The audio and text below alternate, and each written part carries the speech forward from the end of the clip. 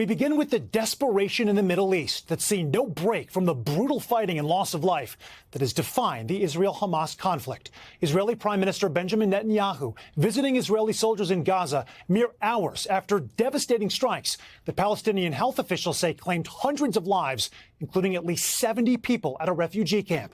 Now, some of those killed are only there in the first place after fleeing fighting from other parts of Gaza, desperate for safe refuge. For Israelis, it's all coming at a high cost. At least 17 Israeli soldiers have died since Friday, and still no progress on negotiations to bring home hostages or stop the fighting. Josh Lederman leads us off tonight from Tel Aviv.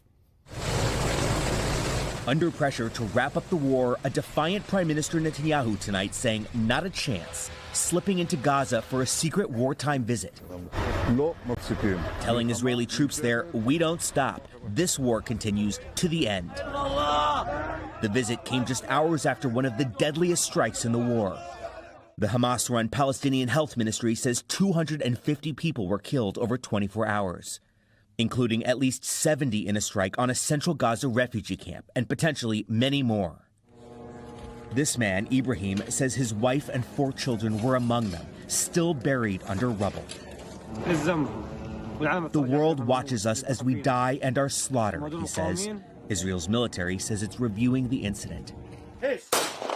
Israeli families are also in mourning. 17 troops have been killed in battle since Friday, the IDF says, and thousands more families wondering whether loved ones will come home. Hi. Hi, Josh. Like Rafi and Shaili Lipa, whose 20-year-old son Itamar has been fighting in Gaza for 7 weeks. I wake up many times at night, go to the phone, check if there are any news from Gaza.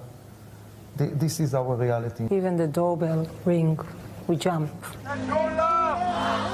There's also more than 100 hostages believed still in Gaza, and patience with Netanyahu is wearing thin.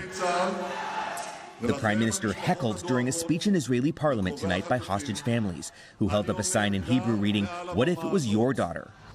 On this Christmas holiday, there was little joy in Bethlehem in the occupied West Bank. The usual festive mood replaced by somber prayer at the Church of the Nativity.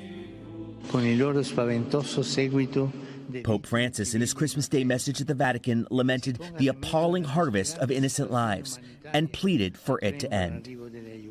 And Josh joins me now from Tel Aviv. And Josh, there is yet another worrisome sign tonight of how this war in the Middle East could escalate.